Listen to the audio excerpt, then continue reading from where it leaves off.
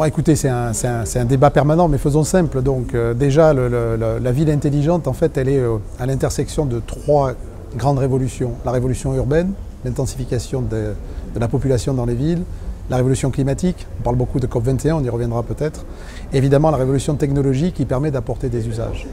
Donc ça, c'est le fondement et qui fait que la Smart City, et IBM l'a décidé depuis plusieurs années, on investit, ça va durer. Ce n'est pas un phénomène temporaire, parce que ces trois révolutions sont importantes et continueront.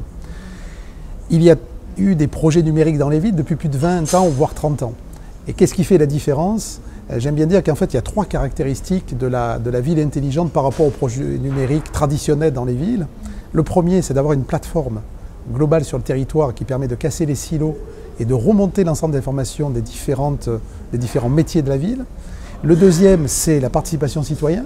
Aujourd'hui, chacun est à même de participer, passivement ou activement. On peut aussi commenter ce sujet-là. Et bien sûr, de rendre les données à l'ensemble du territoire et aux acteurs du territoire. Et ce qui est important de dire là, c'est qu'il ne s'agit pas uniquement d'avoir de l'open data statique, mais surtout d'avoir des données importantes, des données temps réel, prédictives, comme on le fait avec la plateforme d'innovation à Montpellier, en partenaire avec l'agglomération et d'autres acteurs. Alors on a investi avec les gens d'IBM Research pour comprendre le marché pendant plusieurs années, je dirais 2-3 ans, avec des projets dans l'ensemble de villes, Stockholm, Malte, New York, etc. Et ensuite on a pu développer des outils plus pertinents pour les villes. Et on a fait des annonces, il y a un an, IBM a annoncé des centres de gestion du trafic, de l'eau notamment, et qui ne sont pas des outils qui viennent remplacer ce que font les clients, mais qui sont en fait des outils numériques qui traitent la donnée, qui traitent le prédictif, qui mettent de l'analytique et donc de la valeur par rapport aux opérateurs. Et notamment, IBM a annoncé l'année dernière un partenariat avec Veolia sur la gestion de l'eau, parce que Veolia est un expert de l'eau, nous ne le sommes pas, mais nous lui apportons les briques qui lui permet d'être transparent, qui lui permet d'être réactif, de gagner en capital et finalement de pouvoir, entre guillemets, chasser la fuite à 72 heures, ce qui était une exigence, comme on a pu le partager, et avec eux gagner le renouvellement de l'eau à Lyon. Alors, je dirais, les objets connectés sont finalement partout et les villes intelligentes sont probablement une des premières applications les plus significatives des objets connectés. On va avoir des capteurs physiques, on va avoir des capteurs dans les voitures. Notamment, IBM a signé avec PSA un partenariat l'année dernière pour remonter les informations des véhicules connectés. Et ensuite, à partir de là, de reproduire et de proposer ces données aux villes. On a signé notamment avec la ville de Nice un premier contrat où, avec de l'analytique, on est capable de recomposer un modèle de bruit et un modèle de pollution à partir de données qui sont issues de ces véhicules connectés. Donc voilà une application très pratique de ça. Et bien évidemment, comme je le disais dans la définition de la ville intelligente, le rôle des citoyens est important. Il ne s'agit en rien d'avoir une plateforme technologique numérique.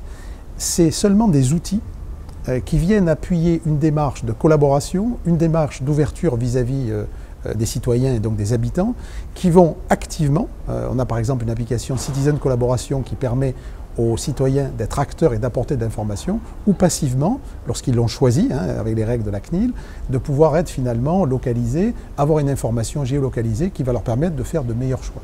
Donc, le citoyen reste au cœur et les objets connectés sont par définition le fondement de la ville intelligente. Alors d'abord Nice, c'était un territoire particulier. Vous savez que Nice a été une métropole très tôt dans la dernière mandature, et donc ce qui a permis effectivement d'avoir un territoire de plusieurs collectivités qui ont déjà travaillé sur ce sujet.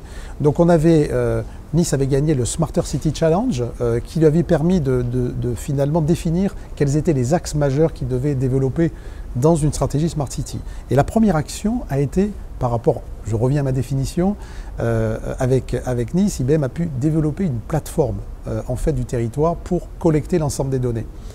On a fait d'abord une première phase, je dirais, de test, et qu'est-ce que pouvait apporter cette plateforme. On a pu faire de la prédiction de trafic à 1 heure, on a pu démontrer qu'on pouvait optimiser la tournée de relève des points volontaires de décharge. Ça a été évalué à plus de centaines de milliers d'euros de gains par an et de moins de production de CO2, de pollution, etc. Et aujourd'hui, on est dans une phase qui s'appelle le monitoring urbain, où on est en train de récolter l'ensemble des données, notamment sur le bruit, notamment sur la pollution et ensuite sur la remontée de données de l'eau, pour pouvoir créer derrière encore de nouveaux usages et prendre de meilleures décisions par rapport au déplacement, par rapport au positionnement de certains travaux et à l'évacuation par exemple des camions pour moins pénaliser à la fois le trafic et à la fois la pollution. Voilà, donc c'est un continuum sur Nice. On va aussi travailler sur le sujet de l'inondation, puisqu'il y a des cours d'eau, il y a la mer, et c'est un risque majeur sur Nice qui est traité. Mais on est parti de la plateforme, ensuite des cas d'usage dans lesquels les citoyens voient un avantage, dans lesquels on peut optimiser les services de la ville, donc dépenser moins, et on continue dans cette démarche-là.